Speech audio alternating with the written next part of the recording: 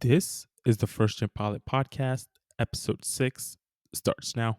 SA35 Rochester. What's going on, aviators? My name is Abraham, and I am your host. Today's guest is Rich Rafferty.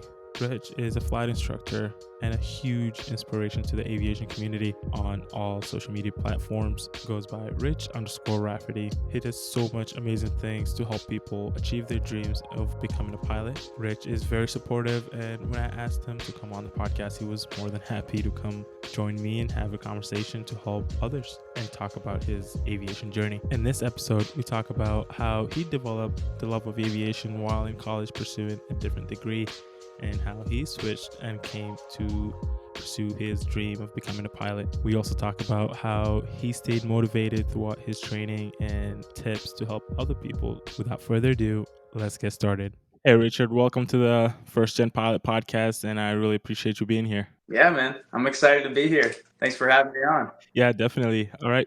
How did you get into aviation? Well, aviation all started for me when I was in college. I always enjoyed flying on the airliners whenever I was younger, but I never really thought of it as a career option. So when I was in college, I actually went to school for business. And throughout that time, I was kind of unhappy with what I was learning in the school of business. And so I would always see the airplanes kind of flying overhead.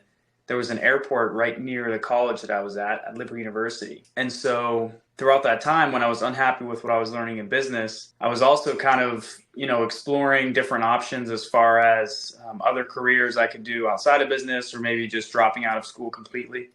And so whenever I was in that time period where I was kind of rethinking what I wanted to do with my life, I was always seeing the planes flying overhead, and I just couldn't get out of my mind. It was like, it started just consuming me. I was like, man, those guys just seem like they're having so much fun up there. And it was like, it just started taking over. Like every time I think about what I wanted to do, it started taking over more and more of space in my brain. So eventually I took a discovery flight, and that was kind of like, the turning point, if you will. Once I had that moment, I knew that that was what I was supposed to be doing. And so I never really looked back. I mean, that was the very beginning of 2018. So it's been a long ride, but I'm finally at the point where I have my hours. Pretty much I have like 70 more to build, and then I can finally move on and become an airline pilot. Yeah, definitely. So it sounds like there was going to aviation. It looks like there was nobody in aviation prior to that. Is that correct? Correct. First generation pilot.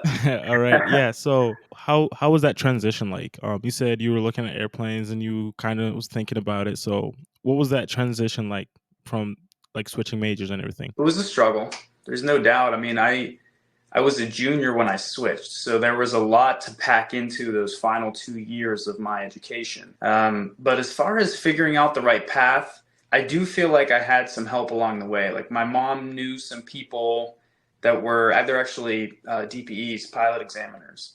And so I was able to call them, and they were able to give me a lot of guidance as far as, what path to take and the different options. And we're pretty blessed to have the internet, right? I mean, yeah. If I didn't have that, it'd be a different story. I was able to look up a lot of different paths to take and the costs and everything else. So that was extremely helpful.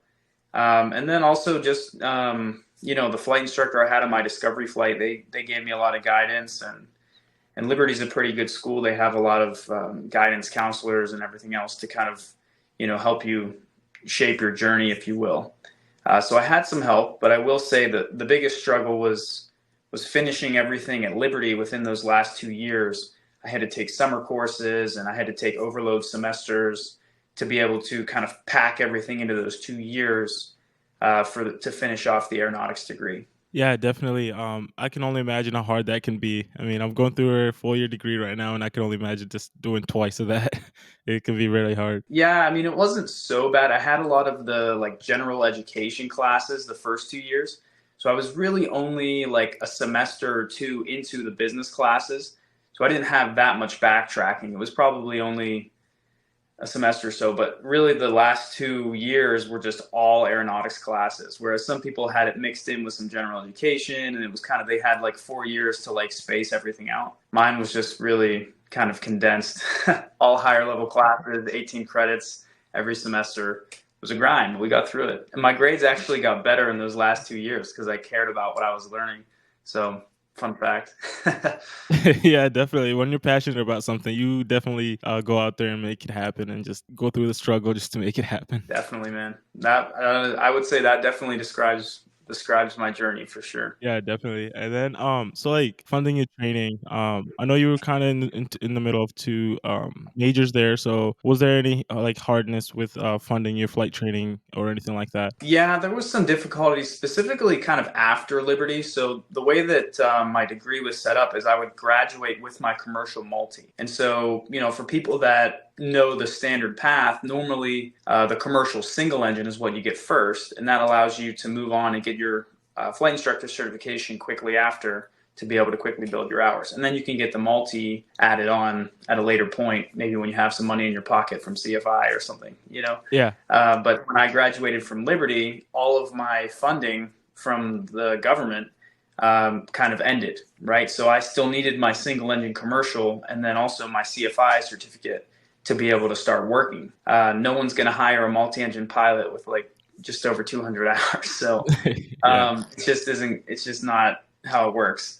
So I had to get help, and I'm blessed because my parents were able to co-sign personal loans for me from the bank, and so that kind of was able to help me to get through the end of my training and get to a point where I could start making money as a flight instructor.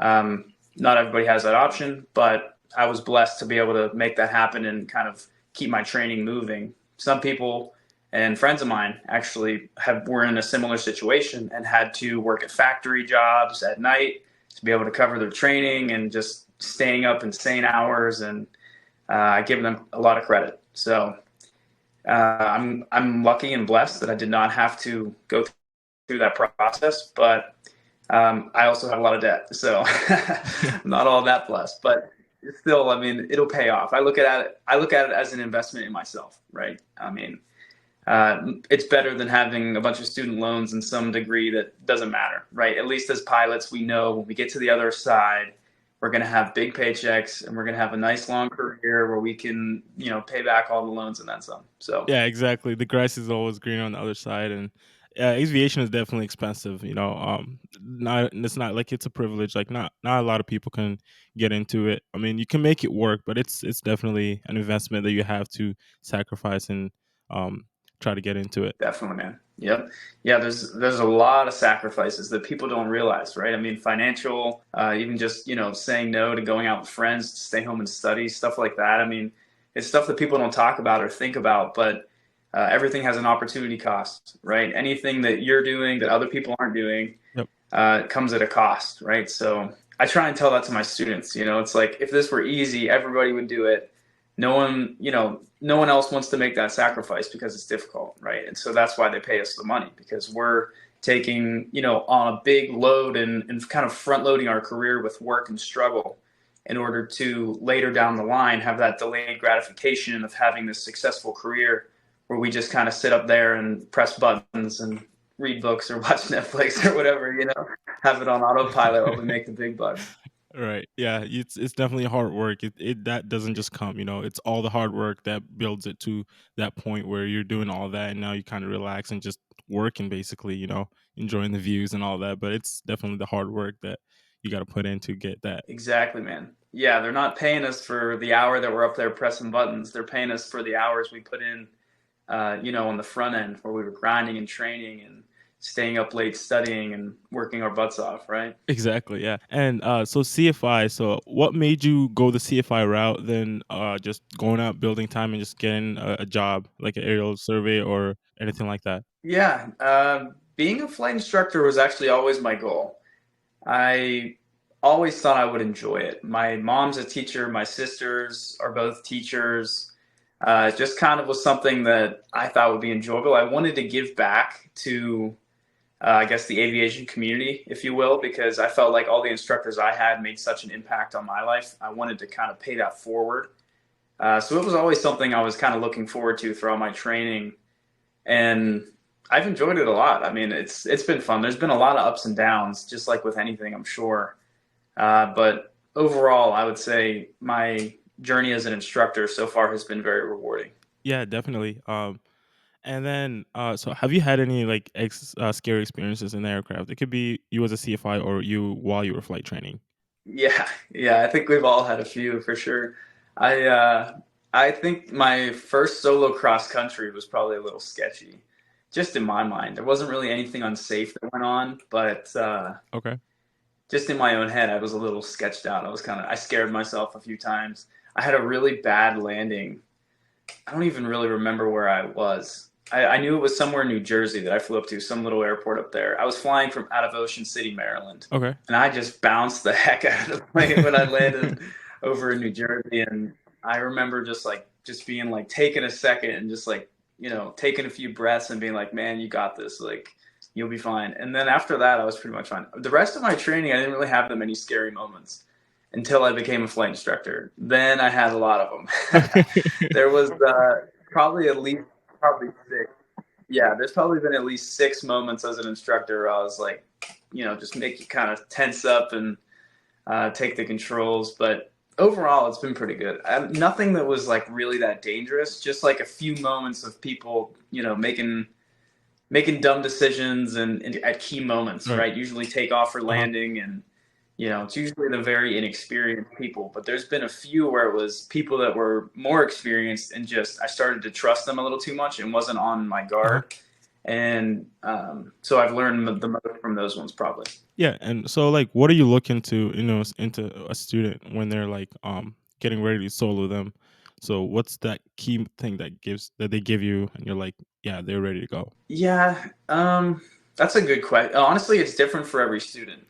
I mean, the main thing I look for is that they can fly the airplane safely without me like giving them input, right? So I'll have them kind of fly a few laps in the pattern, and I'll just sit there as if I wasn't there, right? And just see how they do. And so that's kind of like the main indicator I look for. But as far as like a feeling or it's every student's different. So you really have to kind of feel them out and kind of feel out their own confidence levels. And but yeah, I would say, on a general level, that's what I look for, that they can fly the airplane without me giving instruction safely, and that they know how to recover well from when something goes bad. So if they're having a bad approach, they don't try and force it. They go around, they know how to do the go around, they can recover safely from stalls, stuff like that. I mean, there's really nothing.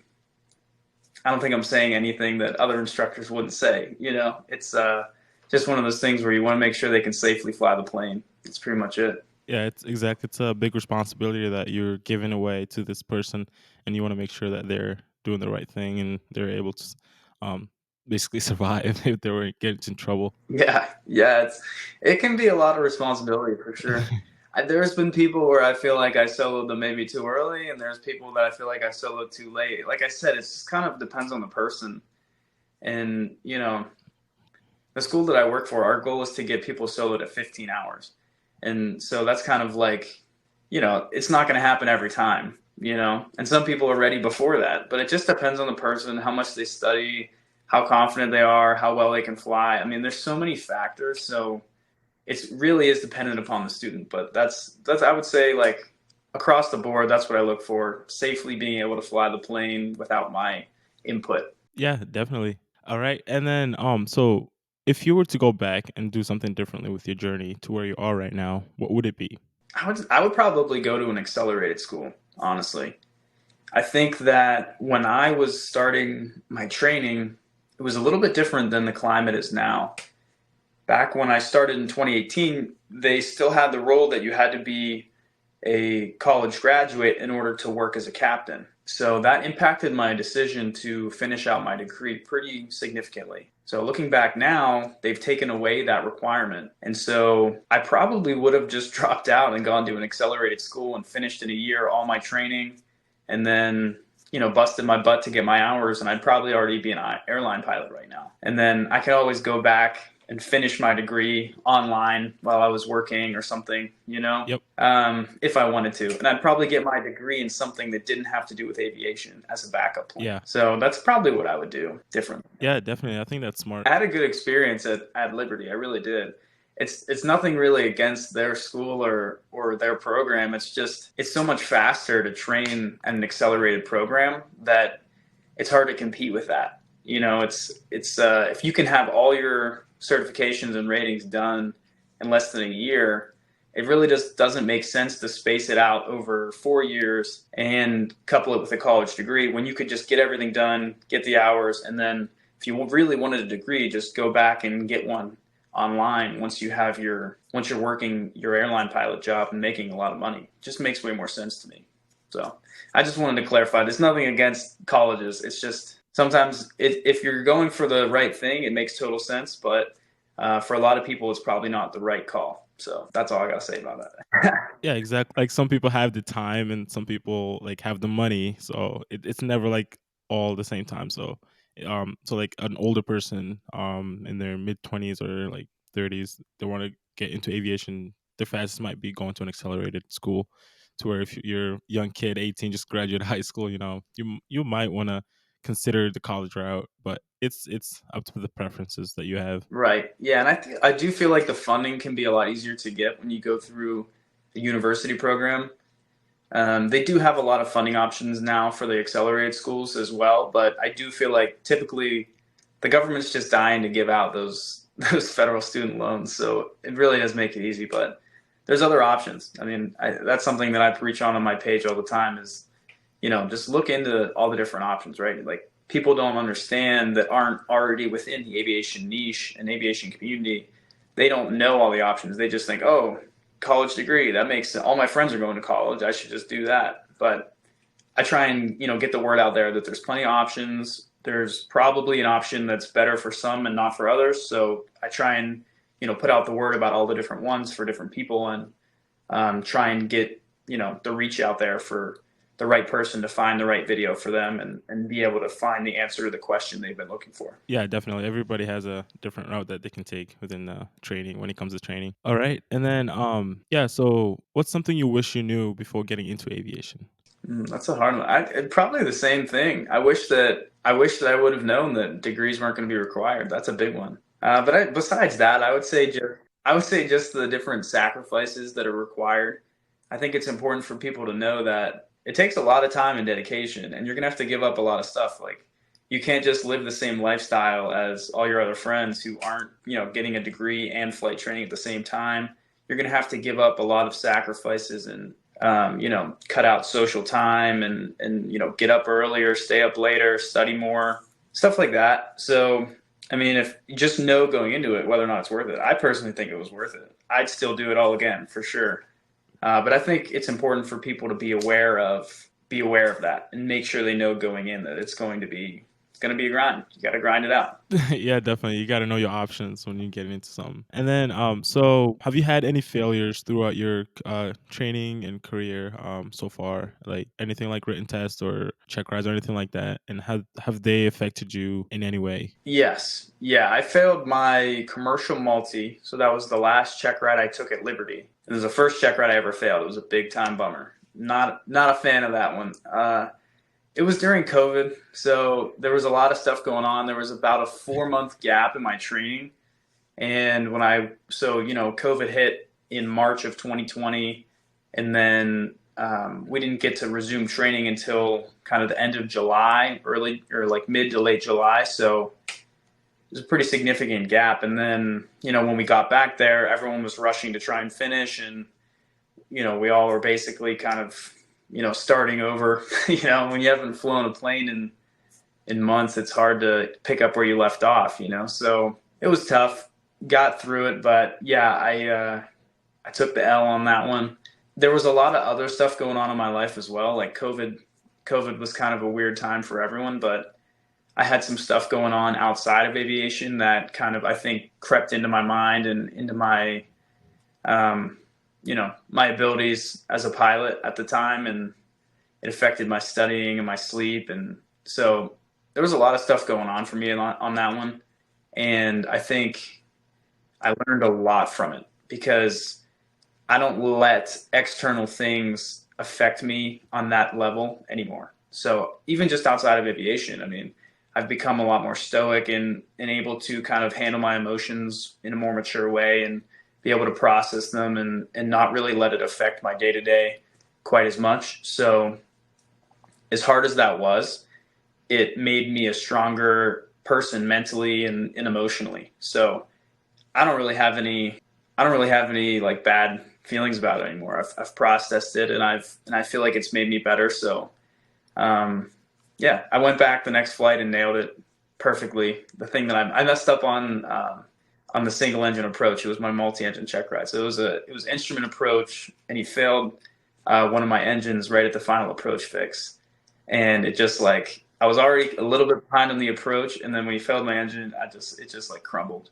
I'd been studying I've been studying the procedure like so much ahead of time, and then in the moment when it was like all on the line, it just like didn't happen the way I prepared it, and it happens, man. But yeah, so I think I went back like a week or two later and just completely nailed it perfectly, and it felt pretty good when I finally got it done. But yeah, so that was the biggest one.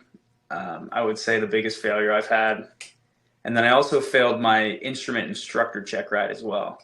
And that one had its own set of circumstances. I think the main reason that one for that failure was that I just put it off for a really long time. And so with that came intermittent studying. So I'd get really like focused on it for a little while, and then something in my life would pop up and I'd put it off even longer. And then I'd like get really into studying it again. And then it would, something else would come up and I wouldn't take the test. And then finally it got to the point where my chief instructor just scheduled the check ride for me. And so I didn't have a choice. He was like, "Oh, your test is in a week." And I was like, "Ah." So I just studied a bunch and then took the test, and like wasn't as prepared as I would have liked probably. But I also had, a full work schedule and a bunch of other stuff going on. So yeah, even with that one though, I think, the biggest lesson there was just don't take on more than you can handle, right? Like that was something that I had agreed to get when I started working for that school. And I took on a lot of other things outside of working there, like building my account and doing a bunch of other stuff that kind of stacked on my plate, which made it really hard to focus on getting that certification done. So I kept putting it off, and ultimately it bit me in the butt, right? So there's a lot of things like any failure, whether it's in aviation or just in my life in general, I always try and kind of debrief it and think, okay, what did I do wrong here? How did this come about? What can I learn from it? And that was the biggest thing I learned from that one, was that just don't put stuff off. The longer you put stuff off, the worse it's going to be in the end. So that was my biggest lesson from that one. But as far as answering your question about how it'll affect my career or anything, I really don't think it's going to be an issue at all. The two check ride failures is, most people have at least one. And I've heard of people getting hired with 8 recently, at least. So I don't think 2 is going to be an issue. And from what I hear from most kind of people that have gone through the interview process is, if you own up to your failures and can, talk about what you learned from them, I think that's kind of what they're looking for. They want to see that you take accountability for your own failures. So, and I just feel like I've done that naturally on my own anyway. So it's easy for me to talk about it because I genuinely did learn a lot from those. So that's what I would suggest to anyone listening to this, is just, if you have a failure, figure out where you went wrong, learn from it, move forward. Don't get hung up on it. Everybody has failures. Yeah, definitely. And the failures can be the big key moment of learning, that's when you learn things that you didn't know about yourself, and if you can learn about it and move on, it can make you stronger and become more knowledgeable in the future too. So don't hang up yourself and say, "Oh, this is going to affect me in the long run," or anything like that.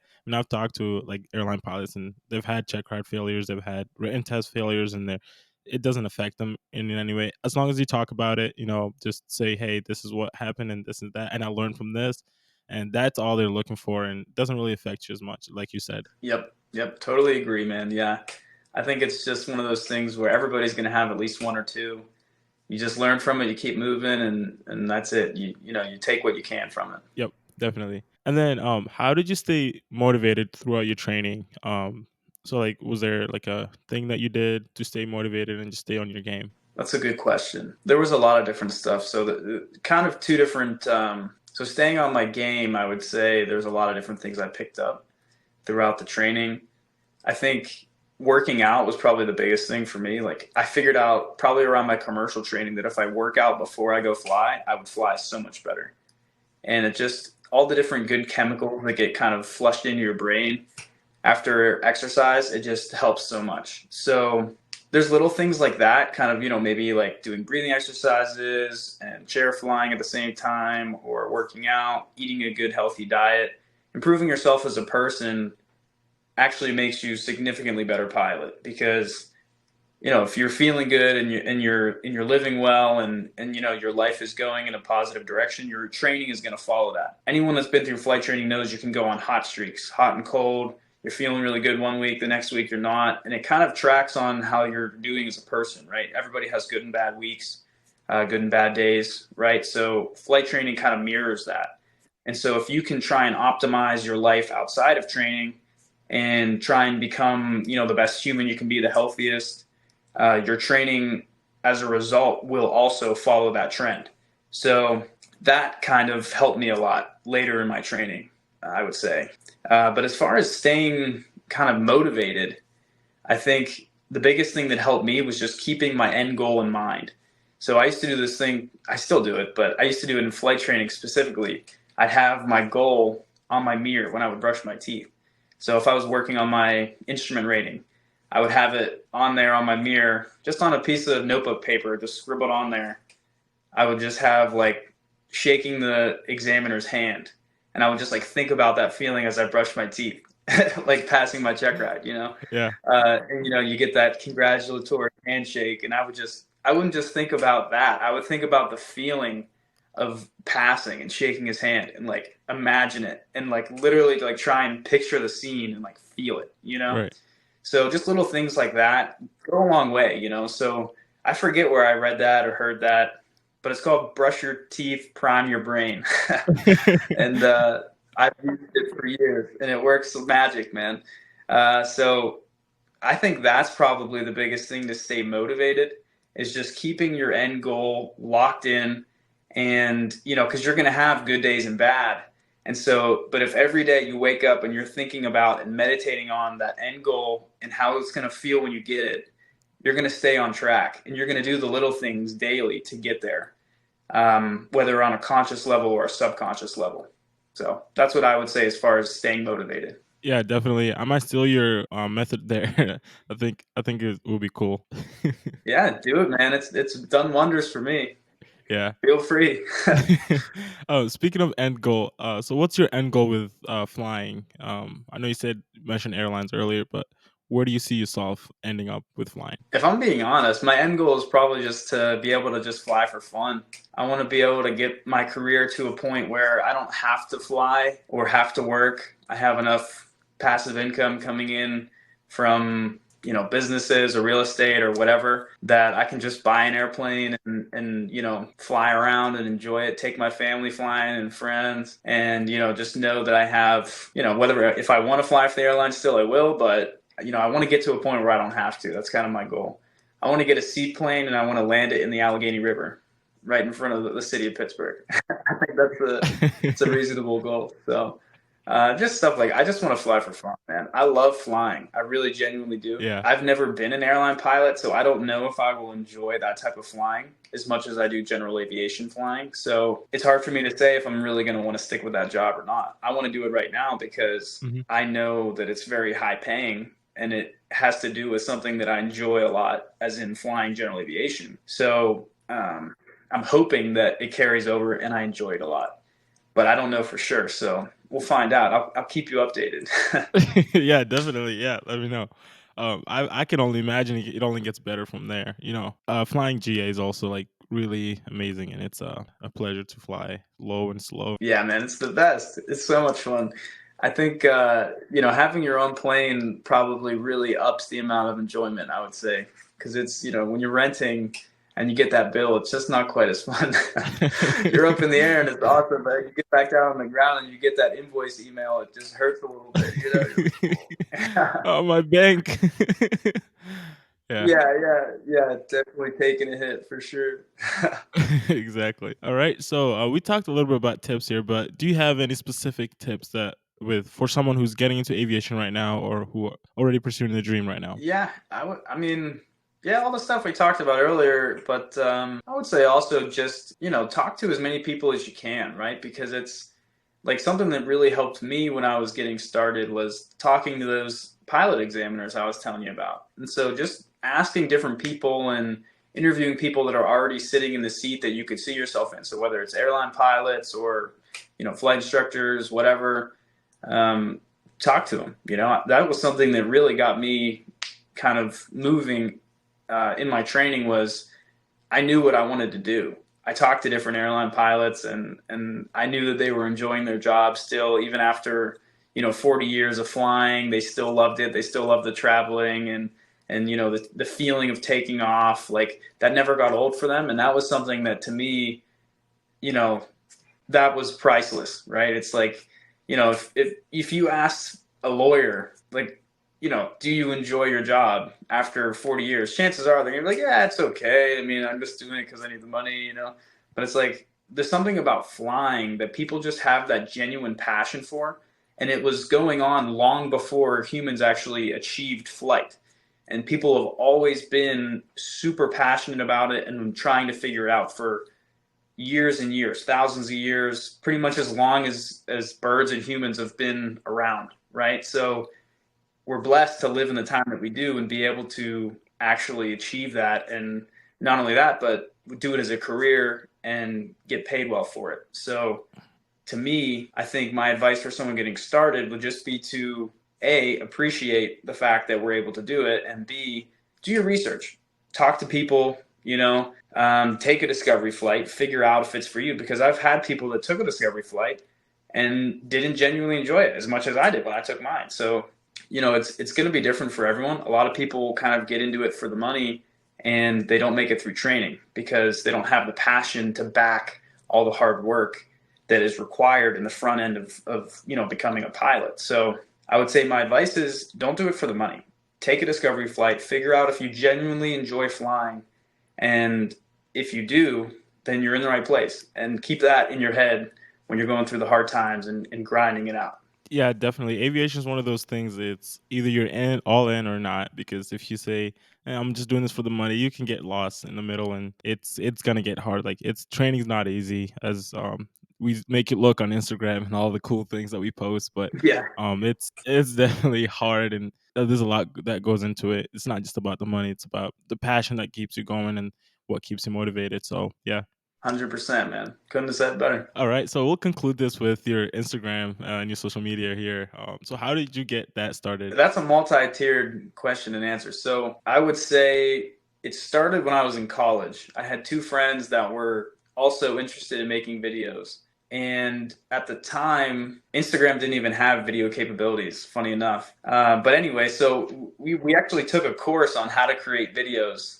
And, we kind of made a few and then it fell off because we were all busy. I was flying a lot and, they were busy with their degrees and stuff. And so it was always something I wanted to do, though. Even as a kid, I would make videos with my cousins and my brother on my brother's little digital camera, and we would, mess around with that. So it was always something that kind of like was innately in me, I think. I always had a passion for it. And so once I became an instructor, I actually started taking a leadership course with my now mentor. And I told him, like, one of the requirements for joining the group was you had to list out your goals and talk about things that you wanted to accomplish for the year. And one of mine was growing on YouTube. And so he was basically, well, why haven't you started? And I was like, oh, I just, I don't have the equipment, and like, I don't have, just excuse after excuse after excuse, And so he was like, no, like, if this is on your goal list, like, why aren't you doing it? Like, you should be posting right now. What's your account? And he had everyone at the table follow my YouTube. And at the time I didn't even have a post yet, And so that was the kind of the mindset in that group. And so as I continued in the group and developed as a leader and as a person, this is kind of like a personal development / leadership group. It's called L3 Leadership for anyone out there that's interested. It really transformed my life a lot. And so by having those people in the group hold me accountable, I started just putting myself out there. And I started out making videos about me working out. and doing the Live Hard program by Andy Frisella.